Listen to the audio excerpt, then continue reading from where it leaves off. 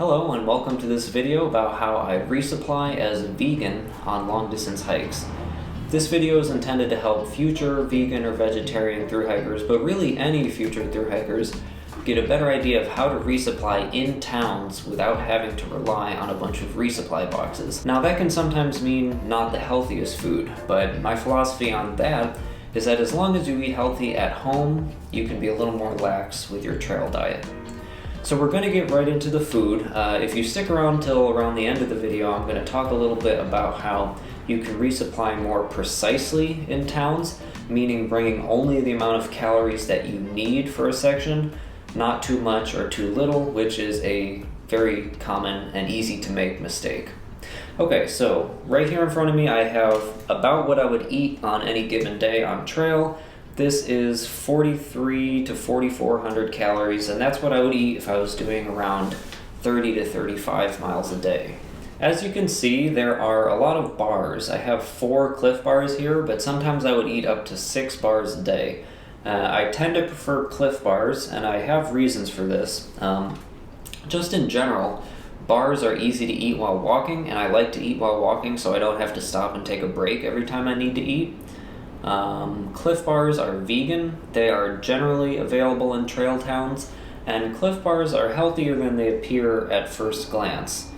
Now they are not healthy, they are loaded with sugar, but Cliff Bars, depending on whether or not you get the regular Cliff Bars or the Builder Bars, have either 10 or 20 grams of protein, which is pretty good.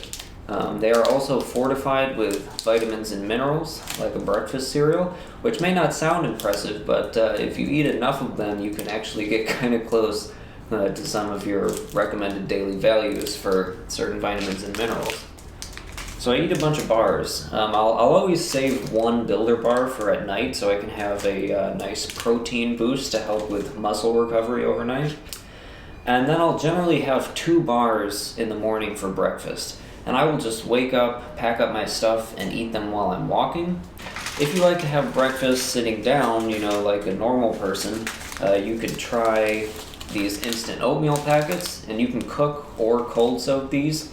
My friend Mudslide on the CDT would cold soak instant oatmeal packets for breakfast, which sounds kind of shitty, but it's actually not bad.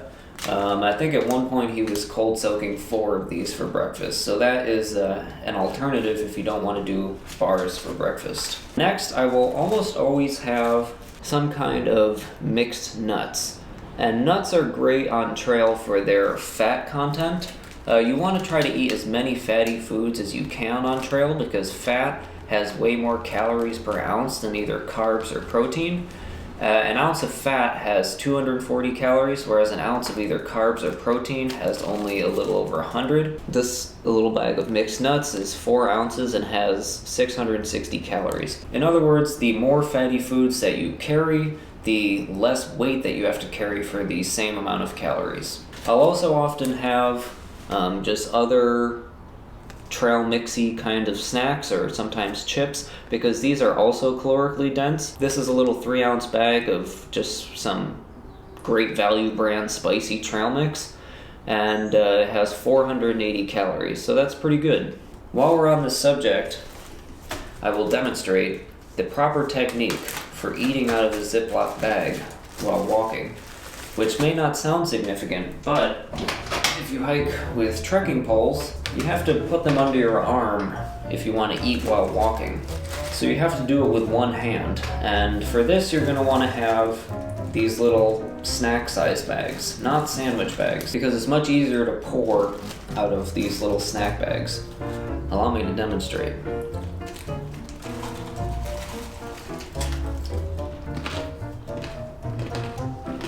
Now sometimes you can't find the snack bags in town. Sometimes you can only find sandwich bags.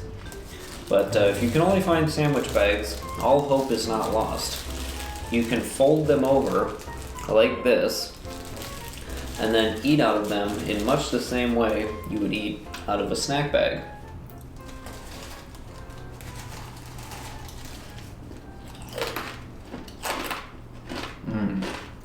Now, this is really more of an advanced technique. You're not going to find tips like this on any other channel. I will also often bring crackers like Triscuits, and even though they're not calorically dense, I bring them anyway because they taste good. This little bag is 2 ounces and has 220 calories. Now moving on to my guilty trail pleasure, which is Oreos. Oreos are pretty widely available. They are calorically dense, they are surprisingly vegan, and they're pretty bad for you. But this little bag is 3 ounces and has 420 calories. This little baggie has 6 Oreos in it, and sometimes I would eat 6, 8, 10, maybe even 12 Oreos in a day, but I don't really recommend that.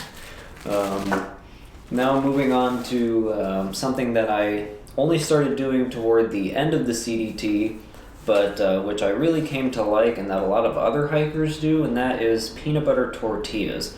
Now, tortillas are definitely not weight efficient. They are not calorically dense, so I won't bring tortillas if I have to do a longer resupply, but they're good for shorter 3 to 4 day resupplies. Now, the peanut butter that I like to get is these little Jif single serve packets of peanut butter. You can get them in packs of 8 in a lot of grocery stores, and these are really good because you can take only what you need out of the box and then put the rest in a hiker box, so you don't have to carry extra weight if you're going on a short resupply.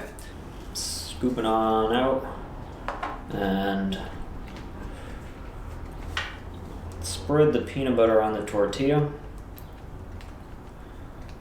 And then you have a trail delicacy, a delicious peanut butter tortilla. Sometimes I would even take some of these bad boys and put them in the peanut butter tortilla, which sounds kind of strange, and it is kind of strange, and it doesn't really taste as good at home as it does on trail, but the hiker hunger could make you do some weird things.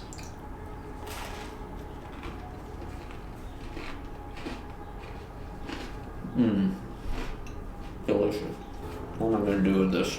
Alright, now moving on to my favorite part of the day on trail, dinner. But before you get too excited, I do cold soak. My favorite cold soaking recipe is, and what I would do most often on trail, is what my friend Wonder Woman on the CDT would affectionately refer to as hiker pad thai. Now this recipe calls for the soy sauce flavored ramen, and I would usually have 2 packets. Now I prefer Top Ramen brand because they make 2 vegan flavors, the soy sauce flavor and the chili ramen flavor. Now for the seasoning packet, I don't recommend, even if you're doing 2 ramens, I don't recommend that you use 2 seasoning packets because that's just overkill and has tons and tons of sodium. So I'll only use just a little bit of one, maybe half of 1 packet. Now to make it pad thai, you add one of these bad boys. Now I really like these little cups, but if I were going on a longer resupply, I would occasionally just bring a full 16-ounce jar of peanut butter, and I just stop when the water is completely covering the ramen. Then you shake it up, and then you let it sit for 5 minutes or maybe a little longer. Depends on the temperature. If it's cold, then cold soaking takes longer. Now what I will usually do is just let the food soak while I'm setting up camp. And then when I've set up my tent, got my pad blown up and everything, I have delicious hiker pad thai waiting for me. One alternative to ramen that I sometimes do is couscous, because that is also widely available. Near East is a good brand for couscous because it comes with little seasoning packets as well. Alright, so that's generally everything that I'll eat on trail. Some of you might be thinking that this sucks, or wondering how this diet can sustain human life. And my answer to that would be that it does kind of suck, but in the words of the great Andrew Skirka, hunger is the best seasoning. I will also generally carry a multivitamin on longer hikes. Any multivitamin will do, but I will usually go for a chewable one so I don't have to take a pill. I think that I feel better when I take a multivitamin on trail, but I don't really know. It might just be a placebo effect. Okay, so now like I said earlier, I'm going to talk about resupplying precisely so you can get just the amount of calories you need for a resupply section. Now you'll notice that I wrote the ounces and calories on these little Ziploc bags. I won't actually do that on trail. The way that I get exact amounts of calories on trail in grocery stores is what I will call the calculator method, which a friend showed me on the PCT in 2018. The calculator method is just in the calculator on your phone, you will put in the number of days you're going to be out by the number of calories you want to eat each day. So if I'm going to eat 4,000 calories and I'm going to be out for 3 days, then I'll have 12,000 calories. And then when I'm in the grocery store, I will just look at the nutrition facts on the back of a package, take the total number of calories in that package and subtract it from my total as I put items in the cart. And then when I get down to zero, from 12,000, I know that I have enough food to eat 4,000 calories a day for 3 days. And then I will get some Ziploc bags in the store and go outside the store and portion everything out by the day. Okay, so that is just about everything that I have on this topic. I hope you found this video helpful. If you did, please like and subscribe for more videos. And if you have any questions about any of this stuff, or if you have any suggestions for me about how I could improve this, then leave me a comment down below and we can talk. Alright, goodbye.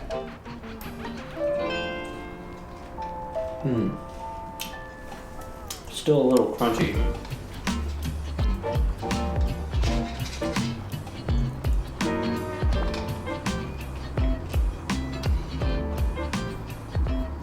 Why are you still watching this?